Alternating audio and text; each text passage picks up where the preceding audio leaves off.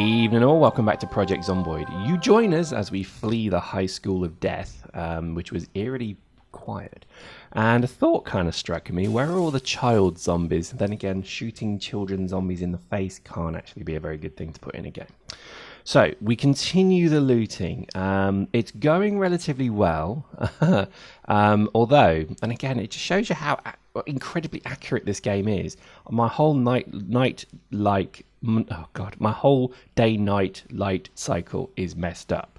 Okay, which sounds painful, which it kind of is I get tired in the day and I want to roam around at night.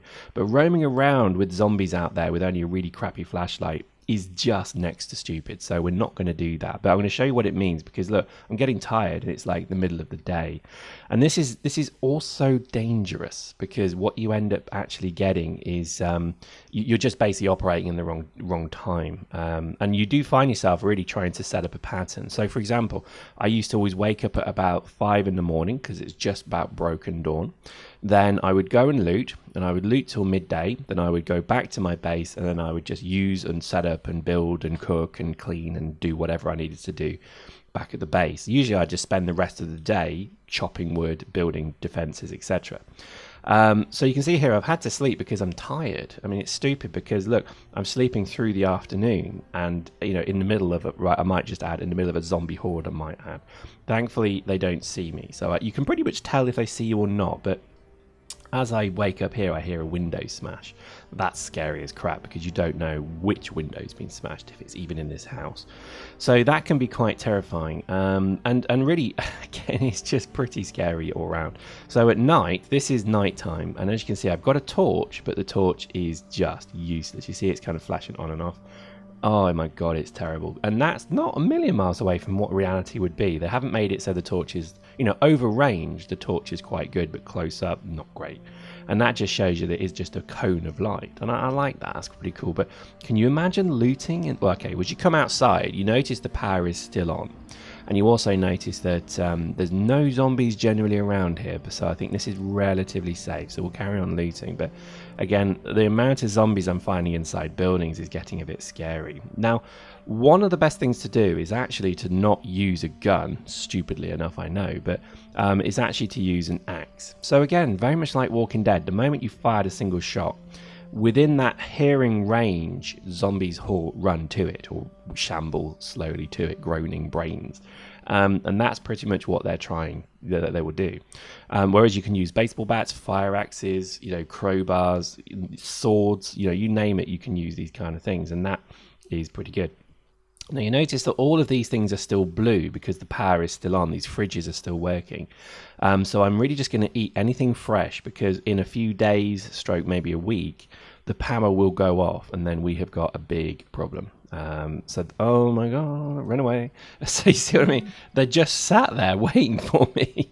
Oh, it gets terrifying, it really does. The game has so many different criteria that you have to manage. Do you know what I mean? It's like, and at that point I realized, what am I doing looting at night? Why am I risking this so much? So I run back to the house I was in, close the door. Now again, you can barricade doors, so you can actually have a door like that door I've just done there will keep zombies out for maybe half an hour. If you barricade it with multiple boards, it will keep them out for days. And if you do it all the way up to like 5 boards on one door, it will probably keep them out for like 2 days. It will take them 2 days of zombie aggression to actually get through that. So it gives you a huge amount of time to go deal with them. And this is why I mean the fortification piece of this is what DayZ has never had, or any zombie game has ever had. The ability to really fortify a base, a place, something, has got to be this game's, I think, guiding principle. You can knock down walls as well. You get a sledgehammer and you can knock down any of the walls, so you could open up an area as well. You can build walls, you can plaster them and then make them look as if they are proper walls. It is incredible. The whole engine behind it is astonishing. It really, really is. So as we go, as we just continue a bit of looting, to be honest with you, it's not particularly rewarding at the moment. I've got way more food than I need. I've got a water bowl, which is good, so I'm filling up the water bowl every so often, and the way the mechanic for that works as well is also very nice. You don't have to stop and drink. if you've got a water bottle on you, as you see at the bottom I have, what you do is you just sip from it throughout the day, and then eventually it will run out and then you have to fill it up again. And that is really nice. I really, really like that, because you could have 2 water bottles in your inventory, and you can then be assured that you're not going to all of a sudden dehydrate immediately. Okay.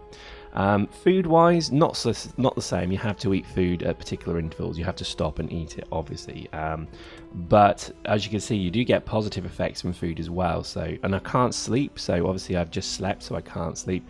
This is terrifying. I've got to sort this out. And the only way to do it is like jet lag. It's like you have to combat jet lag by just staying awake. And in this particular case, what I will probably do is when I finish this looting session, I'm going to run back to my little base with some useful stuff, hopefully, and we can do it. But what I'm looking for is a shotgun. So that's pretty much my only dream here, is to get a shotgun, a fire axe, and a hacksaw. If I can find those 3 things, I can disappear into the wilds, find a water source, and I will be safe forever.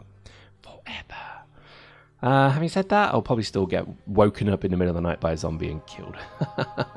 So here we go. Oh, well, we'll break there. I think what we'll do next time is we'll look certainly more at more kind of looting. And I think the reality of this game is it is just exceptional. I think if you're interested in multiplayer, then hit me up and we'll have a game. Hope you enjoyed that. See you next time.